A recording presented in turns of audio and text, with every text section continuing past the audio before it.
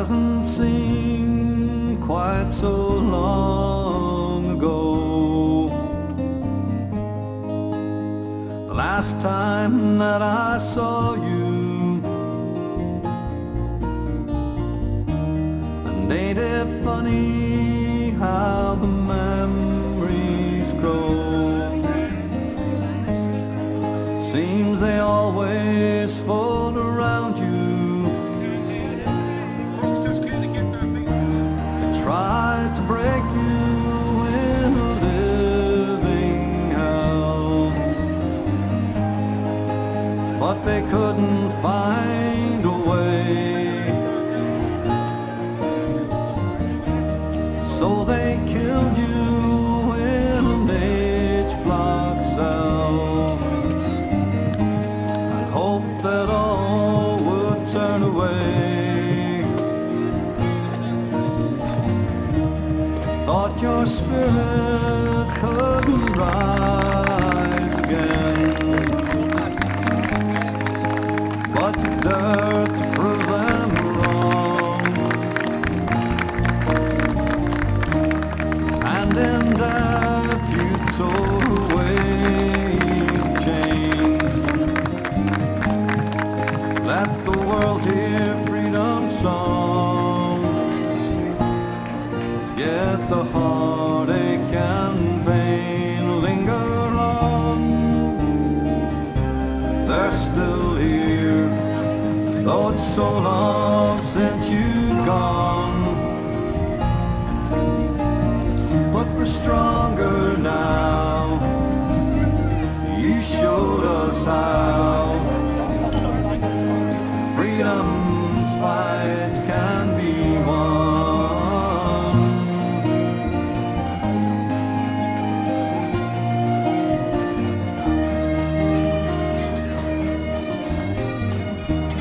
Wish there was an easy road to choose to bring the heartache to an end, but easy roads are always sure to lose. I've seen it time and time again.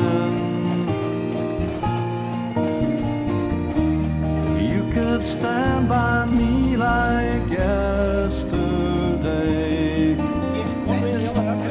I'd find the strength to carry on. So let your spirit shine along the way, and our day will surely come. Yet the heartache and pain linger on. They're still here, though it's so long since you've gone. But we're stronger now. You showed us how freedom's fight can be won.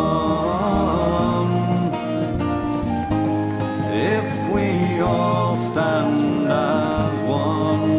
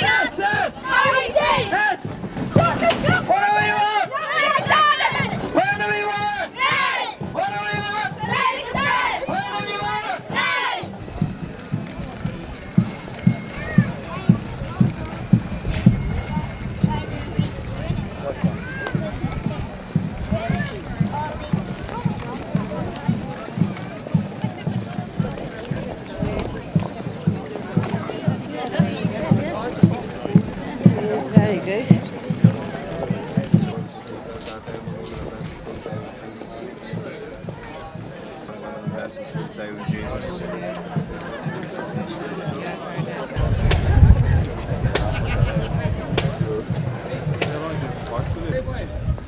I just can't believe it's 30 years and there's still so much support and people there that were here for us 30 years ago. And it's just great, the turnout of everybody that came.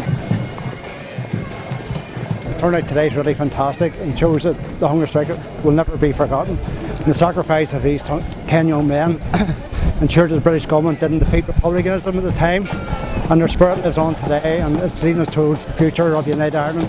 Hopefully their ideals what they endeavoured for. So I really appreciate the crowds that turned out today to support the hunger strikers and our families. Really appreciate it.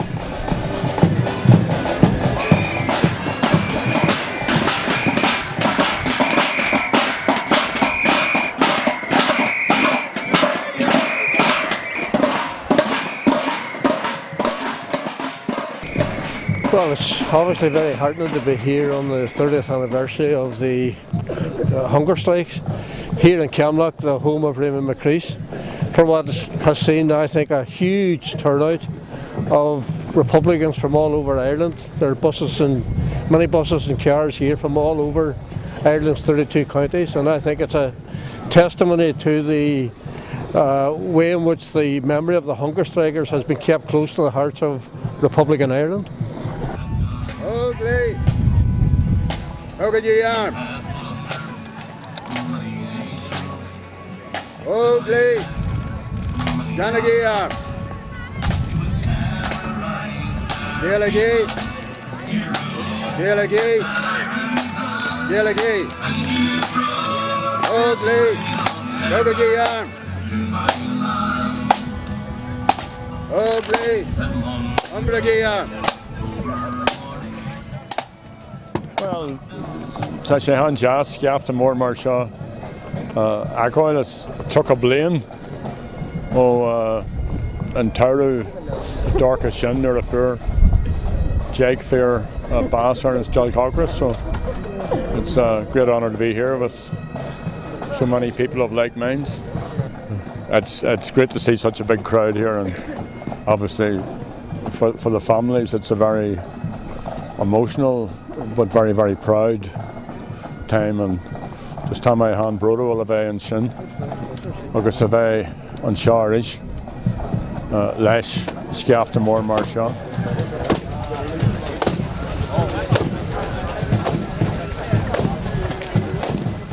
Well, I mean, obviously I think the first thing to be said is that, again, a large crowd, but it just shows the sort of long-lasting legacy that the hunger strikers have had on Republican and nationalist people. And I even think even 30 years on today, that legacy still unfolds. And it's great to see such a large turnout, particularly in Camlough, and people travelling from all over Ireland to be here to, if you like, cherish and celebrate the memory of the hunger strikers. Well, I mean, obviously a day like this, there's a number of emotions. There's obviously the emotion of sadness, because we're here and we do remember the loss of 10 good friends and comrades. We're here in solidarity with their families, but we're also here to celebrate because we know the strength of republicanism, how strong it is in Ireland today, and we all know that that can be traced back to the time of 1981 and the sacrifice of the hunger strikers.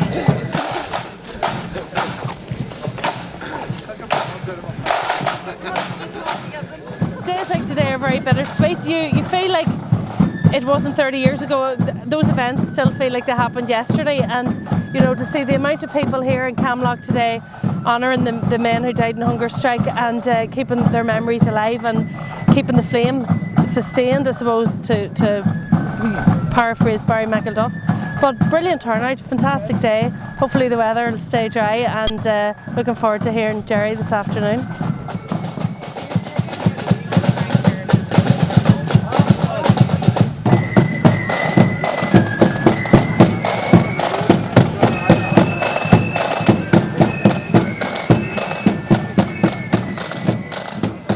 Well, it's a very emotional scene here. There's a massive turnout, fitting tribute to the hunger strikers.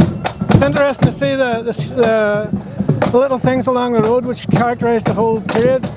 The diplock cells, the diplock courts, the torture, interrogation. Everything was characterised in the 1970s and they're running into that part of the struggle. The turnout, you can see here hundreds of ex-prisoners and their families and people from all parts of Ireland. It's probably the biggest commemorated event I've been at ever, and it's hard to get a sense of the crowds as you're walking along the road here, but it certainly is a massive turnout. It's a good place. It's the home of Raymond and McCreesh, and it's a good place for such a tribute.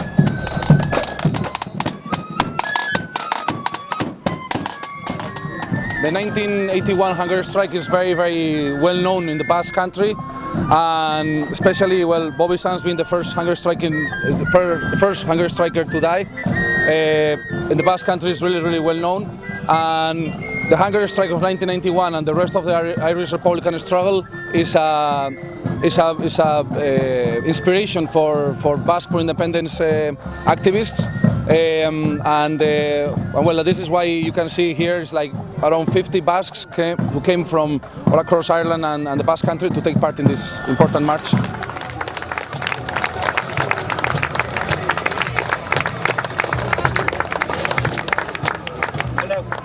I'm extremely proud as a Camlough man myself and South Armagh man that the crowds that have turned out here today, you know, I mean, somebody was saying to me coming up the road, the last time we had a crowd like this in the village was when we were burying Raymond, and so it's very, very poignant and special memories for us, and to see so many people turn out here to support all of the families of the hunger strikers that are here, but just to remember them, to celebrate them, to honour them, is a very, very proud moment, and be the community which hosts this, given that our comrade Raymond lies in the graveyard just beside us here, is a very proud time for Camlough people.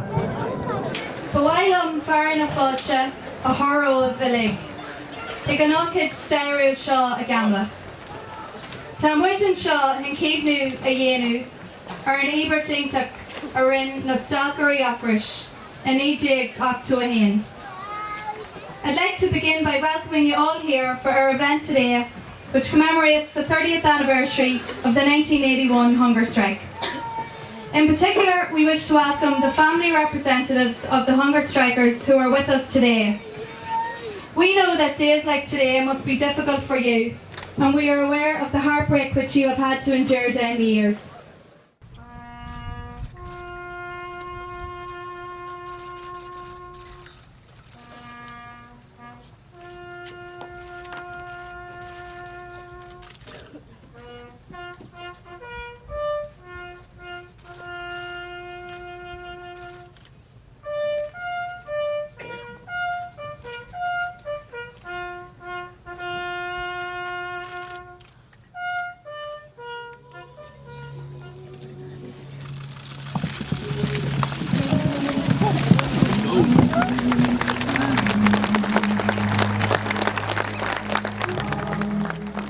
"30 years on, I look back. Well, the first noticeable thing is, you know, the hunger strike, the death of the hunger strikers pointed the Republican movement in a different direction. I know there's other people mentioned it before, volunteers that died. Two of them I remember is Seamus McElwain and Mick McVerry and Culliana. They always said Sinn Féin was going to have to build up a strong party to be able to negotiate the peace with the Brits, and that's exactly what happened. But it was the death of the hunger strikers pointed the Republican movement in that direction. That's when their election started happening first, and it was them that pointed them in that direction, and that's the way we went. We hadn't went that way. The military campaign would eventually fizzled out, and it would have been a betrayal of all the hunger strikers that died, because it would been all for nothing, and all the volunteers that died. And we had built up a real confident, courageous leadership who was quite capable and confident in negotiating with anybody. The only problem for the Brits was they believed their own propaganda. They thought we were mindless gunmen, mindless bombers. And Unionists thought that as well, and even the SDLP thought that as well. But they soon found out different, and we are where we are today because of the direction the hunger strikers pointed us in. My friends, we remember with pride this summer the spirit and the strength of the women in Armagh and the blanket men, and particularly the 10 men who died on hunger strike. And we remember also Frank Stagg and Michael Gahan. And I want to spend our very best wishes to Frank's sister Rosaline, who can't be with us today because she's very seriously ill.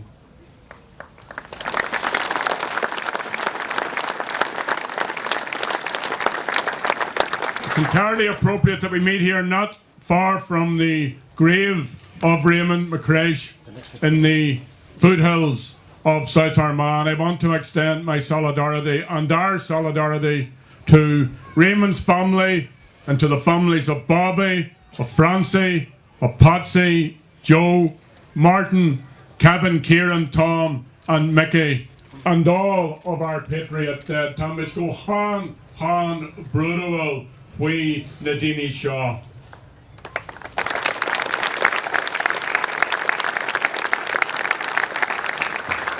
And I want to also thank all of you for attending here today.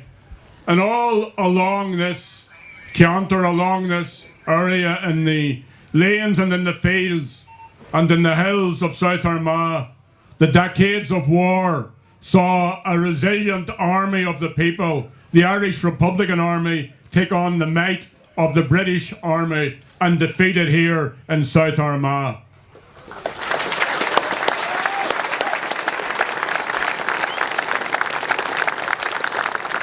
That determination and that audacity and that heroism is evident in the life and the death of hunger striker Raymond McCreesh, and in the love of his family and his parents particularly. The hunger strike was 30 years ago. It was a watershed moment in Irish history. In the summer of '81, over 50 people were killed and many hundreds more were injured. 30,000 plastic and rubber bullets were fired, mostly in Republican Belfast and Derry. 7 people died as a result, 3 of them children, and countless hundreds were injured. The hunger strike came at a time, at the end of the decade, in which the British government had employed every conceivable weapon in its substantial military and political arsenal.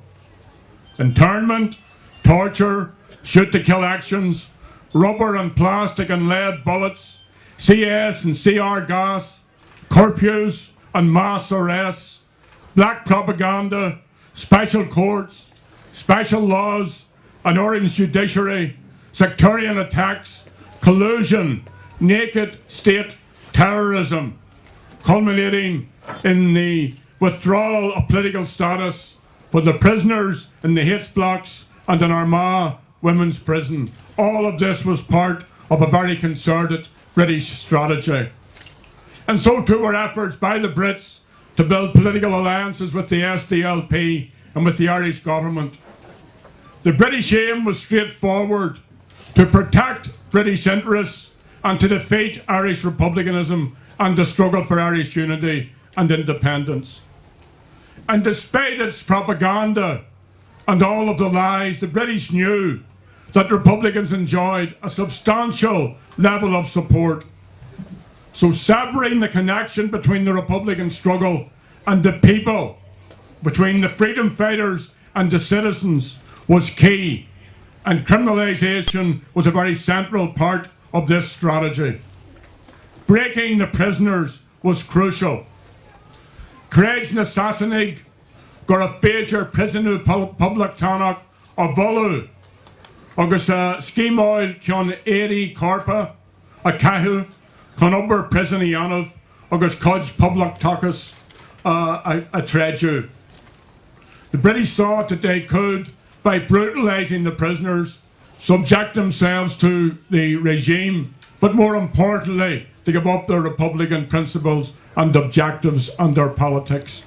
And they were supported in this by the northern and southern political establishment.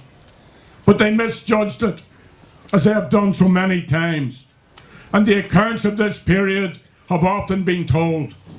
Of Kieran Nugent refusing to wear the prison uniform, of him telling the screws they would have to nail it to his back, of the hundreds, not just one, not just a dozen, not just a score, hundreds of prisoners in the Hates blocks, naked, beaten, starved, denied proper medical care or toilet facilities, forced to run the gauntlet of red-clad screws, or subjected to the brutality of the mirror search.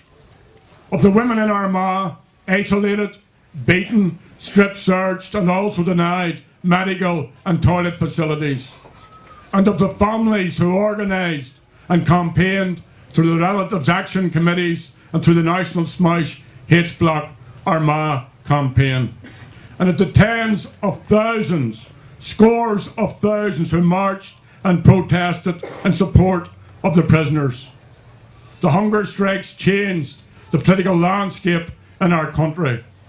And all of the advances of our struggle which have been made since then owe much to the men and women political prisoners and to the sacrifice, resolve and persistence of the hunger strikers and their families.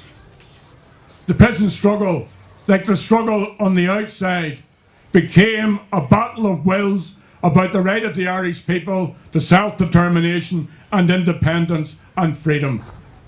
The prisoners knew this, so did the Brits. It was about freedom, it was about uniting Ireland, and that struggle, my friends, continues today. Core Republican objectives are at the heart of everything we do today. The Sinn Féin political strategy is about achieving these objectives. And let there be no doubt about it, we have a viable project, and we have made, are making, and will continue to make significant progress in the time ahead. 30 years ago, the North was embroiled in war. British troops were dug in here on these hilltops. People were dying in their scores. Nationalist areas were under military occupation, and Unionists were entrenched in their lagar mentality. The Sinn Féin strategy brought the British and the Unionists and the Irish government to the negotiating table. 30 years ago, there was an orange state. The orange state is gone. We have seen the future. It is not orange.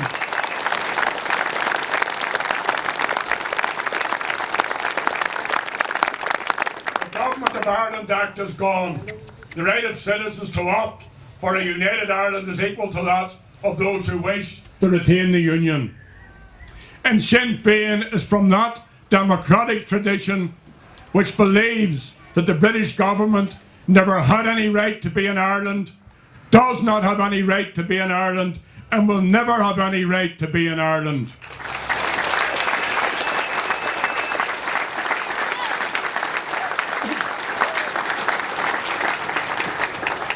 Now there's an entirely peaceful way to bring an end to British rule on our country. Our duty is to develop democratic ways and means to achieve this, and to unite behind the leadership and the campaigns which will bring this about. And yes, it will be challenging. And yes, it will be frustrating. The enemies of change are strong, but that never stopped us in the past. Remember once upon a time, Margaret Thatcher? Remember Margaret Thatcher? Remember she claimed that the North was as British as Finchley. It never was.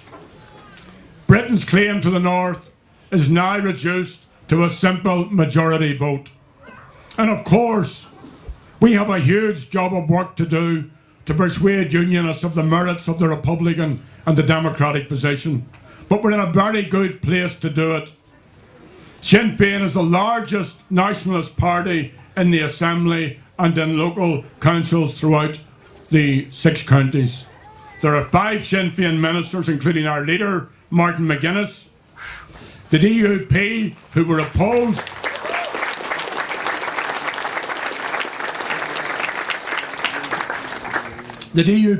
opposed to power sharing are now power sharing in government. They're all Ireland political functioning institutions are there to be developed in the time ahead. And in these institutions, Sinn Féin is defending the rights and entitlements of citizens and promoting our agenda of unity and equality. In the Oireachtas today, we have a Sinn Féin team of 14 TDs and 3 senators. And in constituencies across the south, especially where we came close to winning seats, Sinn Féin is growing organisationally and electorally. In Leinster House, our new team, on the back of work done by Queevy and others for many years, is proving itself to be effective and efficient. And for many people, we are the real opposition. We are challenging the government as it continues to burden working people with awful, disastrous programmes. The fact is, Irish republicanism is stronger today than at any time since partition. And the fact is, there is no more important time than this for Republican principles of equality, of fraternity and freedom. So folks, we need to build the Sinn Féin party. More people need to join Sinn Féin. The majority of people here would not be party members. Join. We need young people particularly to join Sinn Féin. And we need to use our growing political strength wisely and successfully and well. So my friends, let us stand together, united behind our Republican goals. There will, as I've said, be resistance, but there was resistance to the blanket men and to the women in Armagh, and they knew this, but they kept their eyes on the prize. They were aware of all the developments in the campaign, all of the manoeuvrings, and they were not put off by any of this. They were steadfast in their determination. Struggle is hard. Activism can be challenging. There will always be cynics and begrudgers and naysayers, but there will always be heroes and heroines. Raymond McCreesh and his comrades set an example for every Republican. They should be our role models. Let us keep our eye on the prize. In the last entry of his diary, Bobby Sands wrote, "At the end of the day, everything returns to the primary consideration, that is, the mind. The mind is the most important. But then, where does this proper mentality stem from? Perhaps from one's desire for freedom. If they aren't able to destroy the desire for freedom, they won't break you. They won't break me, because the desire for freedom and the freedom of the Irish people is in my heart. The day will dawn when all the people of Ireland will have the desire for freedom to show. It's then," Bobby wrote, "we'll see the rising of the moon." Let's work for that rising of the moon. Agus an sin, nuair a béis sé an ó seo amach mar a dúirt na fíor plúd agus na man rá an ardmhaithe. Chucky ar lá béis sé tá.